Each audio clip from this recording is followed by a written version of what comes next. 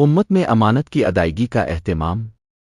اس کا اندازہ شاہجہاں کے اس قصہ سے لگایا جا سکتا ہے۔ شاہجہاں مغلوں میں سے تھے، کوئی زیادہ دیندار نہیں تھے، دینداری میں تو بادشاہ عالمگیر معروف ہیں۔ ایک مرتبہ رات کو 2 بجے کے قریب شاہجہاں بادشاہ کی بیوی نے کہا کہ جس بادشاہ کی سلطنت اتنی بڑی ہو اور وہ ایسے آرام سے سوتا رہے، یہ زیب نہیں دیتا۔ یہ سن کر شاہجہاں نے سنتری کو حکم دیا کہ فوج کا ایک دستہ لے کر جاؤ اور نواب سعد اللہ خان کو ابھی اسی وقت جس حالت میں ہو اٹھا کے لے آؤ۔ نواب سعد اللہ خان شاہجہاں کے وزیر تھے۔ فوج کا ایک دستہ لے کر وہ سنتری گیا۔ دیکھا کہ نواب سعد اللہ خان اپنے مکان میں لکڑی لیے چوکی کے اوپر بیٹھا ہے اور آگ جلائی ہوئی ہے۔ بارش کا زمانہ ہے، سامنے کاغذات ہیں اور گرمی کی وجہ سے کرتا اتار کر خالی لنگی پہنے ہوئے ہے۔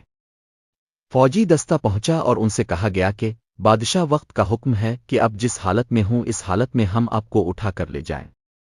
انہوں نے کہا ٹھیک ہے، جس چوکی پر بیٹھے تھے اسی چوکی کے ساتھ اسے اٹھایا گیا اور وہ اپنا حساب کرتے رہے اور اسی حالت میں وہ قلعے میں پہنچے۔ بادشاہ کو اطلاع دی گئی کہ آپ کے حکم پر عمل ہو گیا ہے، ہم نواب صاحب کو لے کر آ گئے ہیں۔ بادشاہ نے جب وزیر کو ایسی حالت میں دیکھا اور پوچھا کیا کر رہے تھے، وزیر نے جواب دیا فلاں علاقہ کی مال گزاری اور محصول آیا تھا اور اس محصول میں 3 آنے زیادہ تھے، تو میں نے اس سال اور گزشتہ سال کے کاغذات منگوائے اور میں بار بار ان کاغذات کو دیکھ رہا ہوں کہ یہ 3 آنے زیادہ کیوں ہیں؟ کیا میرے آدمیوں نے کسی پر ظلم تو نہیں کیا؟ اس لیے میں اس کو تلاش کر رہا تھا۔ بادشاہ نے کہا پھر کیا ہوا؟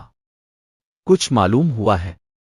وزیر نے کہا جب آپ کے آدمی مجھے اٹھانے کے لیے آئے تھے اس وقت تک مجھے معلوم نہیں ہوا تھا، لیکن راستہ میں اللہ تعالیٰ نے ذہن میں ڈالا اور یاد آ گیا بات دراصل یہ ہے فلاں جگہ کے تحصیلدار نے محافظ خانہ جس میں کاغذات وغیرہ حفاظت کی چیزیں رکھی جاتی ہیں کا تالا پرانا ہونے کی وجہ سے نیا تالا لینے کی درخواست کی تھی، وہ درخواست منظور ہوئی تھی اور نیا تالا لائے اور پرانا تالا 3 روپے میں فروخت کر کے 3 روپے خزانے میں جمع کر دیے تھے۔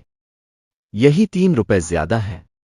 بادشاہ نے بیگم سے کہا کہ جس کا وزیر اتنا دیانتدار اور اتنا فکر مند ہو، اگر بادشاہ رات کو آرام سے سوتا ہے تو اس کے پیچھے ایسے وزیر ہیں کہ بادشاہ بغیر کسی فکر کے سوتا ہے۔